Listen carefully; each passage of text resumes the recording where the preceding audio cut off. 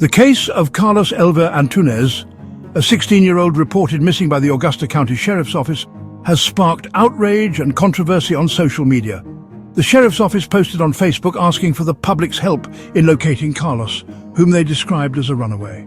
But in a surprising twist, Carlos himself commented on the post, claiming he was not missing and had left home to escape an abusive environment. Carlos wrote, "Nobody is missing. My dad just got in contact with my grandma saying that I was on my way." This development has added fuel to an already fiery debate about how the Sheriff's Office is handling the case. The Facebook post was flooded with comments, many criticizing law enforcement for labeling Carlos as a runaway rather than addressing his claims of abuse. "A lot of runaways don't run away from homes they feel safe in," wrote Hailey Nichoel, with others like Nikki Smallwood, questioning why the focus wasn't on Carlos's safety. She commented, "When are they going to do something about the situation this child is in and stop posting him missing and a runaway when he removes himself from the situation?" Carlos's allegations of abuse resonated deeply with the community. Lisa Melendez commented, "Would you take being beat with cords and cut with a knife and your hand put on the stove and then be told you're a disappointment, etc.? Or run when you get a chance? I know the boy, and he is a good boy. He just needs to be shown love and to be lifted up." The controversy surrounding Carlos's case comes amid a decade-long pattern of criticism directed at Augusta County Sheriff Donald Smith. His leadership has been marked by allegations of negligence, misconduct, and preferential treatment. In one high-profile case, Smith maintained a close relationship with Felix Chujoy, a convicted human trafficker and alleged child sex offender. Chujoy was arrested in 2010 in Staunton in an online child solicitation sting conducted by city police. Public records revealed that Smith assisted Chujoy in various ways, including accepting jailhouse calls from stolen inmate PIN numbers and allowing him to use a sheriff's vehicle after he was released on bond.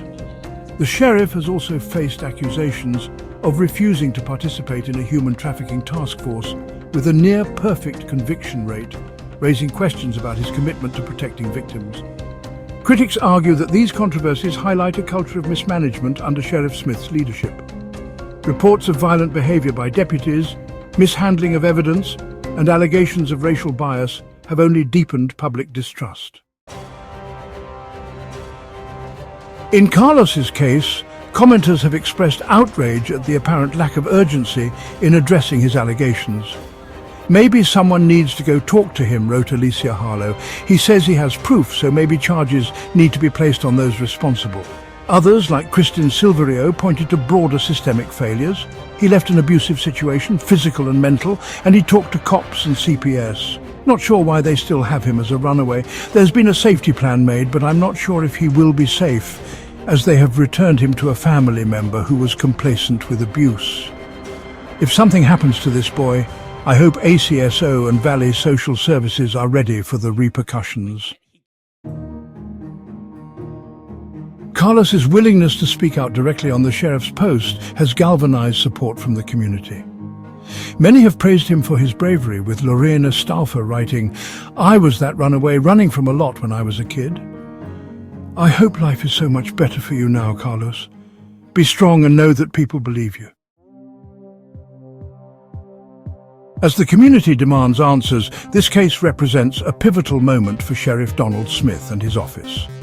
Will they take steps to investigate Carlos's allegations and ensure his safety, or will this case become yet another example of systemic failure under the sheriff's leadership?